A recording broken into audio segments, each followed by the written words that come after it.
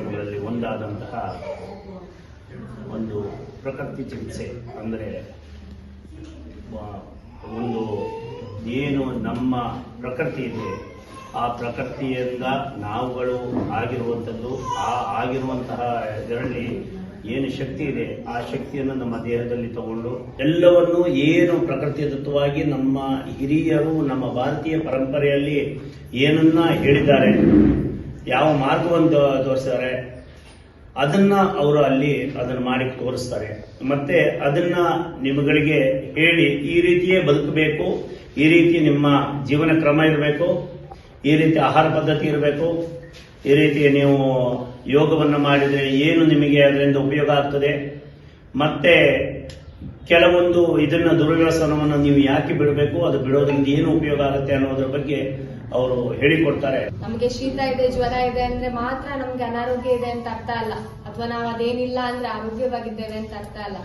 ಬದಲಾಗಿ ದೈಹಿಕ, ಮಾನಸಿಕ ಜೊತೆಗೆ ಸಾಮಾಜಿಕ, ನಾವು ಕೆಲಸ ಮಾಡುವಂತಹ ಸ್ಥಳ ಇರ್ಬೋದು ಅಥವಾ ನಮ್ಮ ಫ್ಯಾಮಿಲಿ ಪರಿಸರ ಇರ್ಬೋದು, ಇವೆಲ್ಲವೂ ಚೆನ್ನಾಗಿದ್ರೆ, ಅಲ್ಲಿಯ ವಾತಾವರಣ ಆರೋಗ್ಯಕರವಾಗಿದ್ರೆ, ಅದರಿಂದ ನಮಗೆ ನೆಮ್ಮದಿ ಇದ್ರೆ ಮಾತ್ರ ನಾವು ಆರೋಗ್ಯವಾಗಿದ್ದೇವೆ ಅಂತ ಹೇಳಿ ಅರ್ಥ. ಇಲ್ಲೇ ನೋಡಿ, ನಮ್ಗೆ ಯಾರಿಗೂ ನಾವು ಆರೋಗ್ಯವಾಗಿದ್ದೇವೆ ಅಂತ ಅನ್ನಿಸ್ತಾ ಇಲ್ಲ ಅಲ್ವಾ? ಮುಂಚಿನ ಕಾಲದಲ್ಲಿ ಹೀಗಿತ್ತ? ನಿಮ್ಮ ಅಮ್ಮ ಅಥವಾ ಅಜ್ಜಿ ಅವ್ರು ಆರೋಗ್ಯವಾಗಿದ್ರ?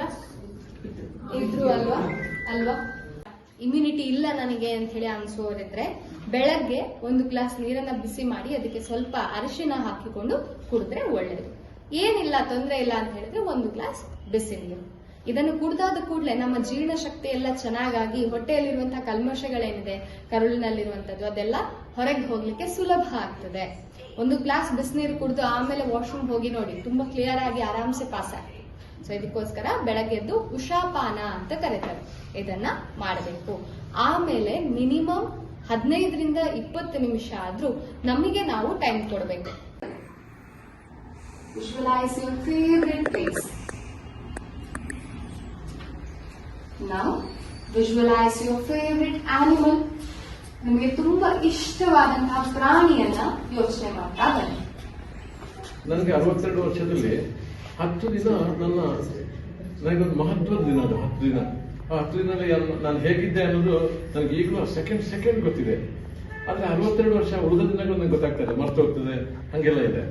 ಆ ರೀತಿ ಅದು ಕಾಯಿಲೆಗೆ ಹೇಳಿದ ಜಾಗ ಅಲ್ಲ, ಅದೊಂಥರ ಮನಸ್ಸಿನ ನೆಮ್ಮದಿಗೆ ಸಿಗೋದೆ. ಕಾಯಿಲೆಗೆ ಬಂದವ್ರನ್ನ ನೋಡಿಲ್ಲ ಅಲ್ಲಿ. ಒಂದು 60% ಅಷ್ಟು ಜನ ನೆಮ್ಮದಿಗೆ ಬರ್ತಿದ್ರು.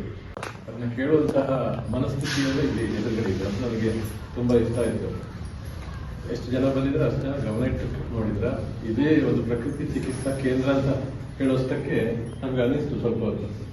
ನಮ್ಮ ಆರೋಗ್ಯದ ಕಾಪಾಡ್ಲಿಕ್ಕೆ ಅವ್ರು ಬಂದಿದ್ದಾರೆ ಅಂದ್ರೆ ಕಾಲ ಎಷ್ಟೊಂದು ಬದಲಾಗಿದೆ, ನಾವು ಎಷ್ಟು ಬದಲಾಯಿಸಿಕೊಂಡಿದ್ದೀವಿ ಅಂತ ಅದೇ ಭಾವಿಸ್ಕೋಬಹುದು. ಹಿಂದೆಲ್ಲ ನಾವು ಒಂದು 5 ಕಿಲೋಮೀಟರ್ ನಡ್ಕೊಂಡು ಹೋಗ್ಬೇಕಿತ್ತು. ಆ ಪರಿಸ್ಥಿತಿ ನಮ್ಮ ಆರೋಗ್ಯ ಸುಧಾರಿಸಲಿಕ್ಕೆ.